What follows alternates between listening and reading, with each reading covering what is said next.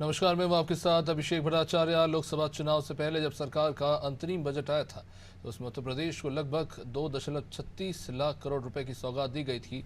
इस बार के जो संपूर्ण बजट में यूपी को अंतरिम बजट की तुलना में 7,482 करोड़ रुपए की राशि अधिक मिली।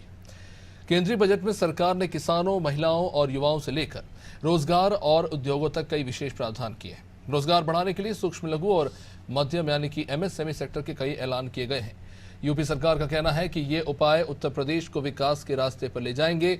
इससे राज्य में 72 लाख नए उद्यमी बनेंगे। वहीं दूसरी तरफ अगले 5 सालों के लिए प्रदेश में 15 करोड़ लोगों को फ्री राशन भी मिलता रहेगा। पूर्वी यूपी और बुंदेलखंड के 7 जनपदों में प्राकृतिक खेती होती है। बजट में प्राकृतिक खेती को बढ़ाने का ऐलान भी है। इससे किसानों को फायदा होगा।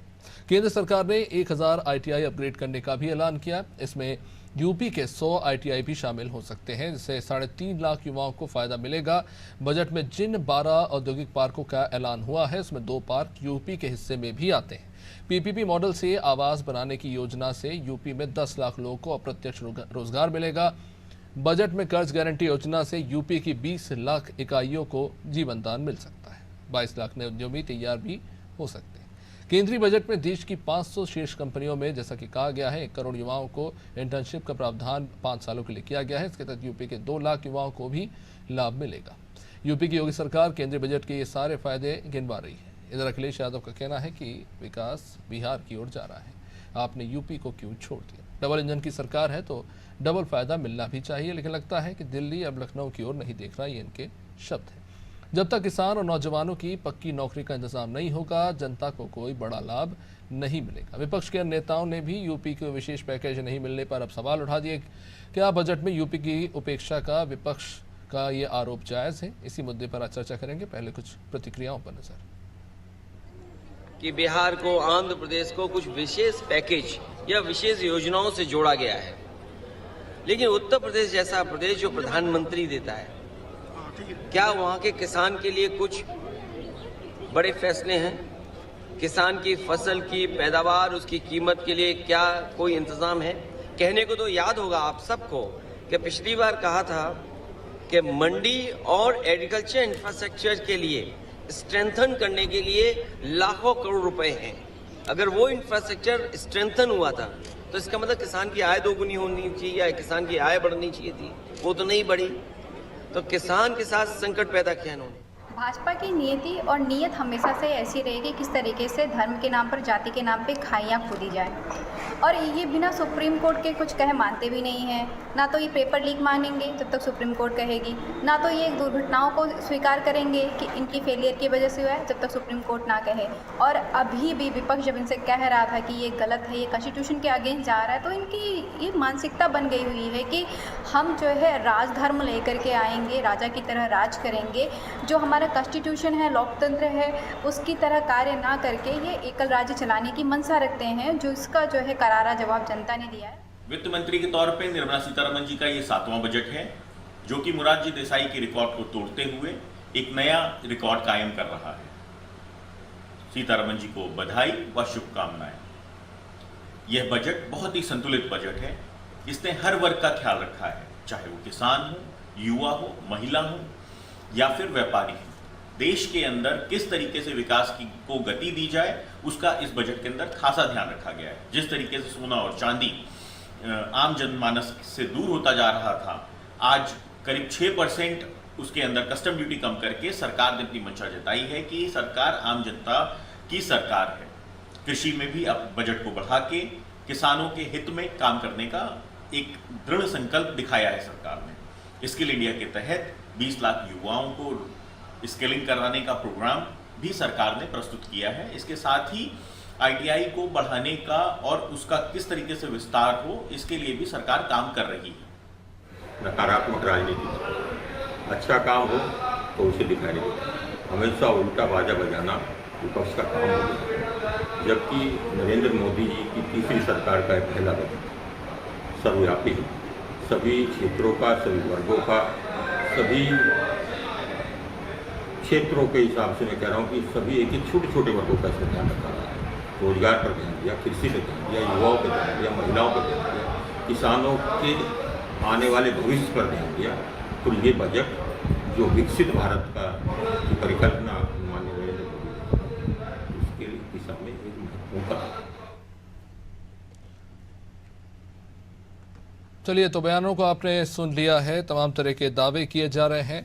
आंकड़े जो निकलकर सामने आए हैं ये बताते हैं कि उत्तर प्रदेश के हिस्से में केंद्रीय बजट से काफ़ी कुछ हाथ आया है। लेकिन अब इसको थोड़ा और गहराई से समझेंगे। आज हमारे साथ शिव सिंह भारती जुड़ रहे हैं बीजेपी से, रोहन सिंह कांग्रेस से, अशोक तिवारी समाजवादी पार्टी से, प्रदीप गुप्ता अर्थशास्त्री हमारे साथ जुड़ रहे हैं। आप सभी का बहुत बहुत स्वागत है। एक बड़ा अमाउंट उत्तर प्रदेश के हिस्से आया है। जो अंतरिम बजट था उससे थोड़ी बढ़ोतरी ज़रूर हुई है, लेकिन कई सारे सवाल भी हैं जो लगातार उठते रहे हैं, खासतौर से उत्तरी राज्यों के परिप्रेक्ष्य में। और अगर हम बात करें डेप्ट टू जीडीपी रेशियो की, तो इस वक्त उत्तर प्रदेश खड़ा है, अगर हालिया जो आंकड़े हैं उसके हिसाब से 31.7 पे। वही अगर हम बात करें जीएसडीपी की कि राज्य कितना कमाता है, 24.39, लगभग जो देश के सबसे बड़े राज्य है कर्नाटक, तमिलनाडु, इनकी तुलना में इनकी तुलना में अगर हम कहें तो लगभग आसपास है।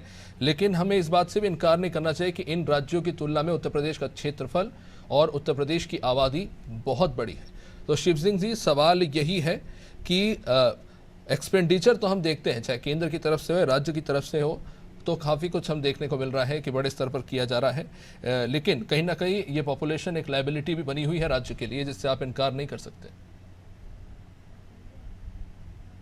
शिव सिंह जी, आपसे सवाल था मेरा,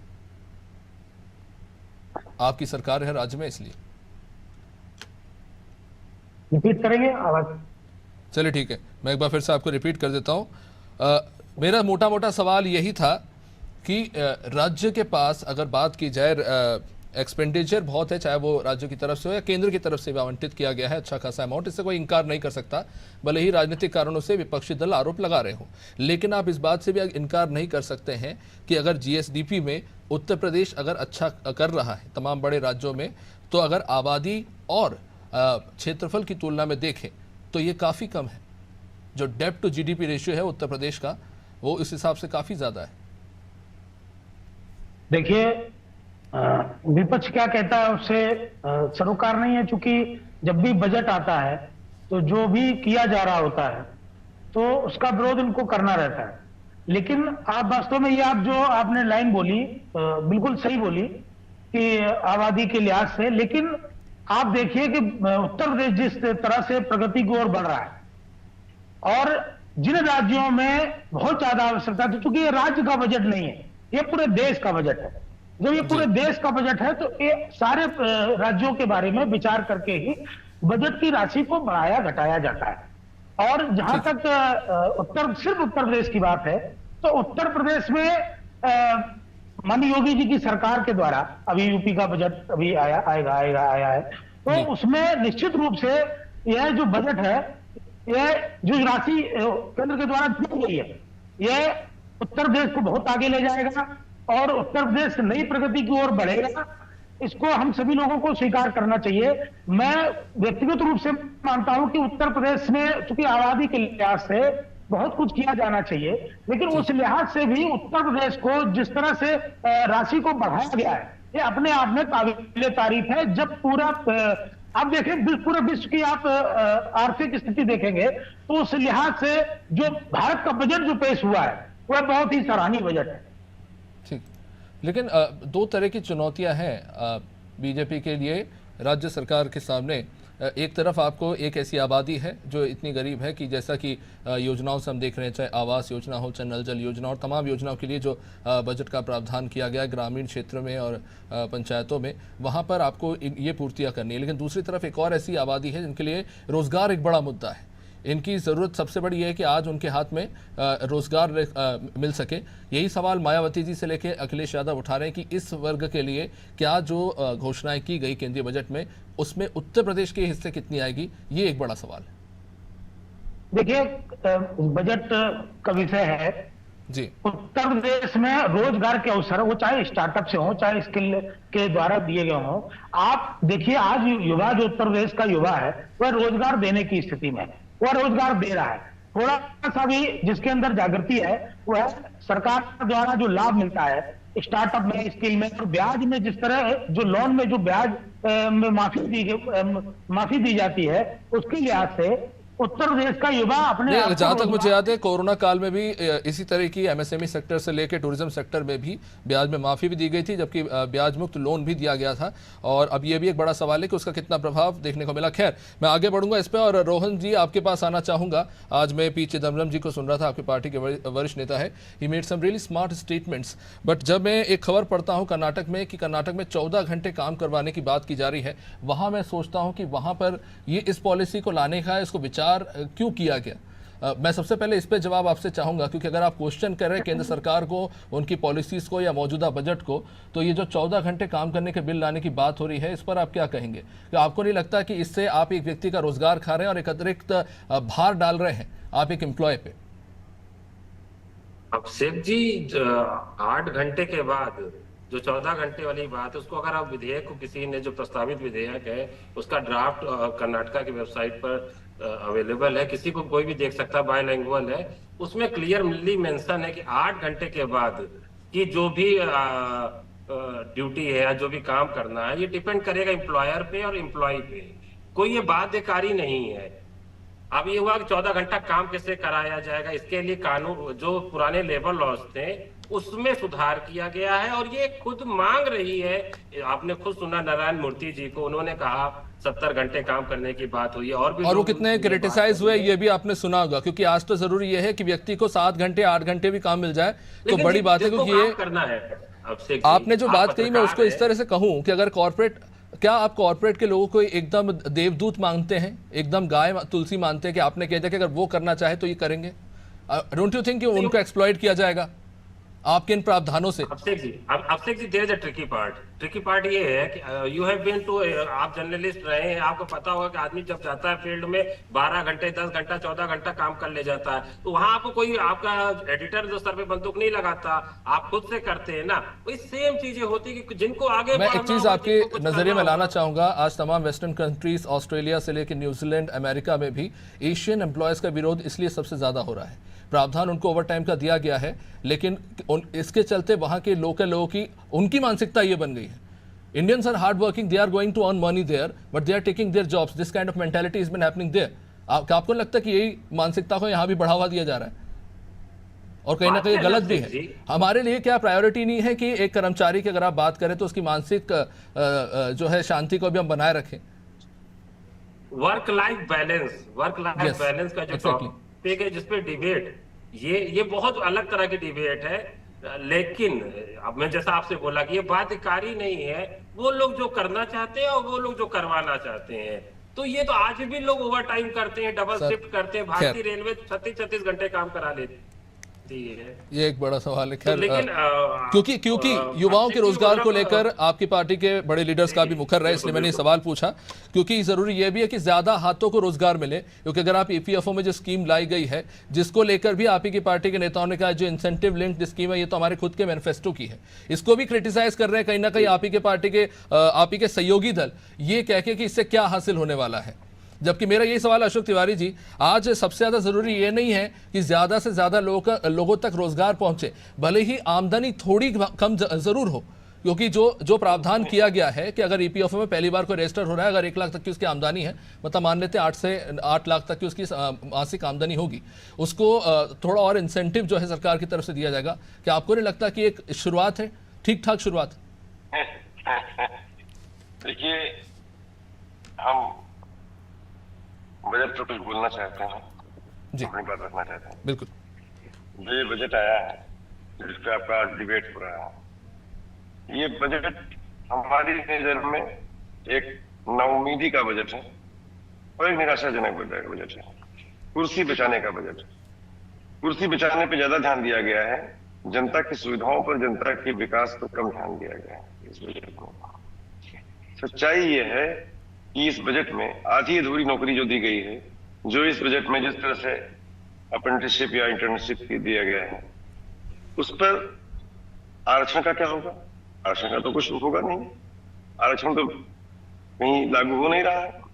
मेरी समझ से दलितों को किनारा किया गया, पिछड़ों का कोई पुरसा हाल नहीं है, किसानों की भी भारी उपेक्षा है इसमें। और इस बजट में स्वास्थ्य और शिक्षा पर बहुत बड़ी कटौती की गई है। आप देख लीजिए। आपने कहा किसानों के साथ कुठाराघात किया गया, लेकिन उनका तो बजट और प्रावधान जो बढ़ाया गया, कुछ घटाया तो नहीं गया। अरे कुछ नहीं किया गया। एमएसपी पे क्या किया गया, मंडी का क्या हाल है, मंडी में क्या किया गया। सवाल इस बात का है कि वो ऊंट के मुंह में जीरा के सवाल है। किसान तो हमेशा उसका जो है नुकसान नहीं रहा है, उसकी आमदनी का कुछ भी उपाय नहीं किया जा रहा है कि आमदनी कैसे बढ़े या एमएसपी का क्या हो, गारंटी कैसे मिले एमएसपी पर। ये सारी चीजें सेटिसाइड कर दी गई, साइड लाइन कर दी गई। स्वास्थ्य और शिक्षा, इसको आप स्वयं मीडिया है, इसको देख लीजिए किस तरह से दरकिनार किया गया है, किस तरह से कटौती की गई है, किस तरह से कम किया गया है। सवाल इस बात का है कि जो आपका रियल एस्टेट था, रियल एस्टेट में भी लाद दिया गया गेन टैक्स। मैं कहता हूं बड़े भारी कारोबारियों के लिए चलो ठीक है जो कुछ भी किया आपने, लेकिन इसमें बहुत बड़े स्तर पर निवेश होता है। रियल एस्टेट में भी मध्यम वर्गीय और जो है कम पैसे वाले लोग भी निवेश करते हैं छोटा मोटा, और उनके निवेश पर भी इस तरह से टैक्स। तो इसको सोचना समझना चाहिए था। अभी वो स्थिति नहीं है कि इस तरह से गेन टैक्स लगा देंगे आप। सवाल इस बात का है कि इसको बारीकी से देखेंगे। अशोक जी, मैं इस पे एक चीज जरूर पूछना चाहूंगा आपसे, क्योंकि जिस तरह का एक्सपेंडिचर है और जिस तरह की आजकल डीबीटी की वेलफेयर स्कीम चलाई जा रही है, जो एक्स्ट्रा बोझ राज्यों पे पड़ रहा है, और उसके बाद हम देख रहे हैं जिस तरह से टैक्सेस लगाए जा रहे हैं राज्यों के द्वारा, आपको नहीं लगता, आप रियल एस्टेट की बात कर रहे हैं, मैं भी कह रहा हूँ, मैं जिस शहर में इस वक्त कह रहा हूँ वहां पे भी इन्हें बढ़ाया जा रहा है, लगातार बढ़ाया जा रहा है, क्योंकि राज्यों के ऊपर भी बोझ है एक्सपेंडिचर का, क्योंकि वेलफेयर स्कीम आप चला रहे हैं, लेकिन बजट तो आपको भी मेंटेन करना है, तो सरकार को ब्याज तो बढ़ाना ही पड़ेगा। सबसे बड़ी बात है कि जो गेन टैक्स में जो छूट मिल रही थी अभी तक, उसको लगा दिया आपने। सवाल इस बात का समझिएगा तो आपको भी लगेगा कि ये बोझ लादा गया है। और सच्चाई ये है कि उत्तर प्रदेश जो सबसे बड़ा प्रदेश है, सबसे वैल्यूएबल प्रदेश है, सबसे ज्यादा डिमांड है यहाँ पर व्यवसाय की या जो है रोजगार की या जो है नौकरी की, सरकारी नौकरी की, पिछड़ों के दलितों के हक की, जो कि बराबर मारा जा रहा है, इस पर ध्यान नहीं दिया गया है। बिहार और आंध्र से हमें कोई दुश्मनी नहीं है, बिहार आंध्र को देना चाहिए बजट, लेकिन बिहार आंध्र का ही ध्यान रखा जाए और सबका कटौती करके वहां पर कर दिया जाए। तो ये इम्बैलेंस बजट है, टोटल इम्बैलेंस है, ठीक है, इसमें कोई बैलेंस ही नहीं। ठीक है प्रदीप जी, आपके पास आना चाहूंगा, आप चाहूंगा, थोड़ा समय ले लिया मैंने। दलितों का और पिछड़ों का हक बहुत मारा गया है। ठीक है प्रदीप जी, आपने सभी को सुना और मैं जानबूझ के आपको सबसे आखिर में लेना चाहता था, क्योंकि सभी ने अपने अपने तर्क रखे हैं। उत्तर प्रदेश में फिलहाल जो बजट एलोकेशन हुआ है केंद्र की तरफ से अलग अलग योजनाओं के थ्रू, उसके बारे में आप क्या सोचते हैं, और मौजूदा जो स्थिति है, क्योंकि सबसे ज़्यादा सवाल रोजगार को लेकर और आमदनी को लेकर जो है विपक्षी दलों के द्वारा उठाया गया है, उसको लेकर जो कदम केंद्र के द्वारा उठाए गए, चाहे वो इंसेंटिव लैंडिंग स्कीम हो, ईपीएफओ के थ्रू जो नए नए प्रावधान किए गए हैं, या फिर जो इंटर्नशिप्स कराई जा रही है 500 कंपनी द्वारा, कितना इम्पैक्ट पड़ेगा इसका और किस तरह से देखते हैं आप इसे?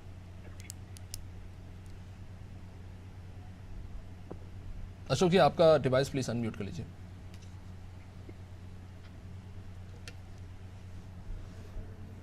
डिवाइस अनम्यूट कर लीजिए। जी, आवाज आ रही है, बोलिए। हमसे सवाल है क्या? जी अशोक जी, आपसे। हमसे सवाल है क्या? जी सर। सवाल मुझसे है? जी सर। अच्छा, हम ध्यान नहीं दिया, मुझे किसी और सवाल कर रहे हैं आप। नहीं। सबसे बड़ी बात यह है कि जो भी आप कह रहे हैं कि अप्रेंटिसशिप कराई जा रही है, इंटर्नशिप कराई जा रही है। माफ कीजिएगा प्रदीप जी, आपसे सवाल था, सॉरी। वही तो मुझे कंफ्यूजन हो गया थोड़ा, सॉरी। मेरे से क्यों दोबारा कह रहे हैं? जी सॉरी प्रदीप जी, आपसे था। प्रदीप जी, आपका डिवाइस अनम्यूट कर लीजिए, मुझे इसीलिए कंफ्यूजन हो गई थी कि वो लिप्स। अच्छा, हाँ जी हाँ, मैं ये कहना चाहूंगा कि मैं प्रदीप गोयल बोल रहा हूँ। जी।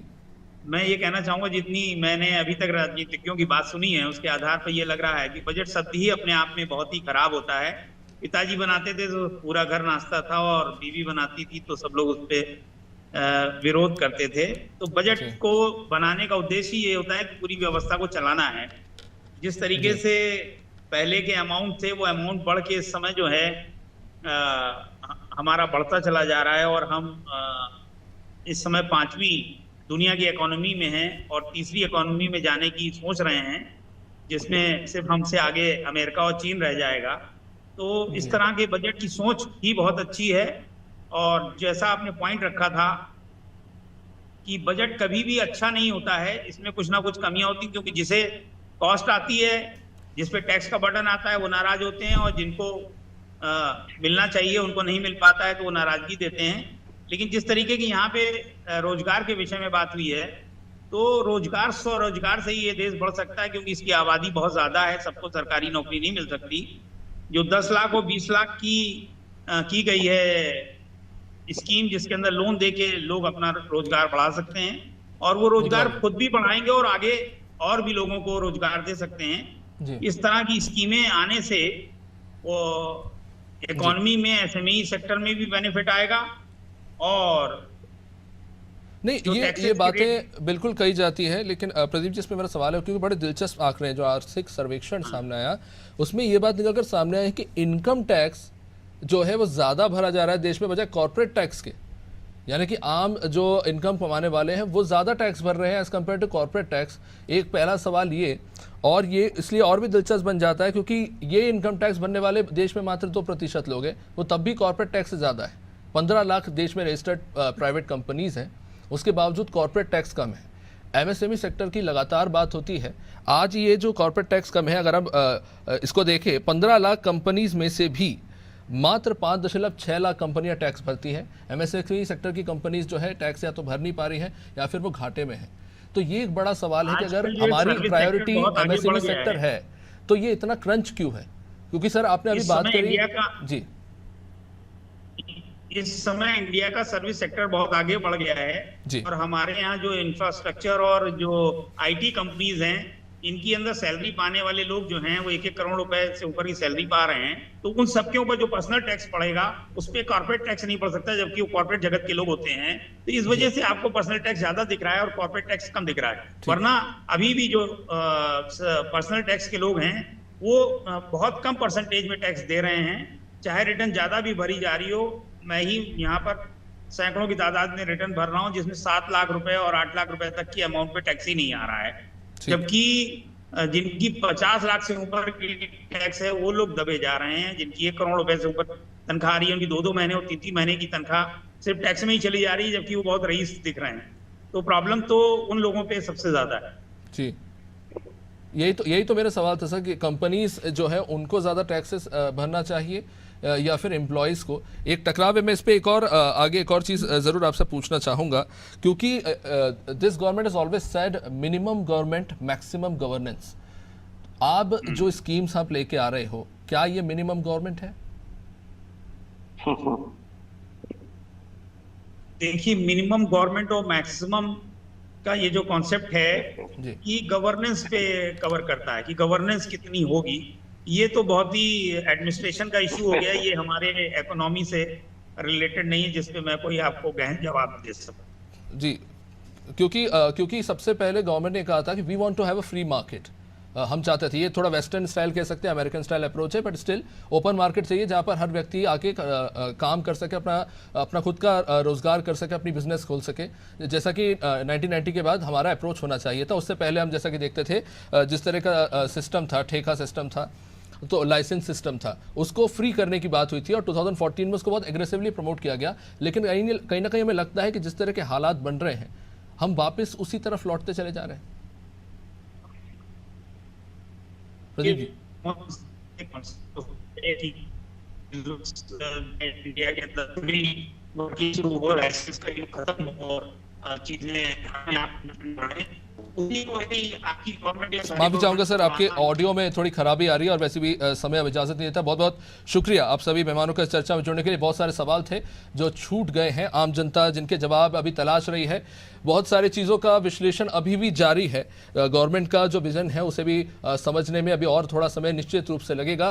तमाम तरह के बयान जरूर आ रहे हैं, कुछ बयान जल्दबाजी में दे दिए गए हैं और कुछ जो फैसले लिए गए हैं उनका क्या नतीजा निकलकर सामने आता है ये तो खैर आने वाले समय में ही समझ में आएगा। लेकिन तमाम राज्यों के सामने अपनी अपनी चुनौतियां भी हैं और अपनी अपनी उपलब्धियां भी। देखते रहिए अनादि टीवी। नमस्कार।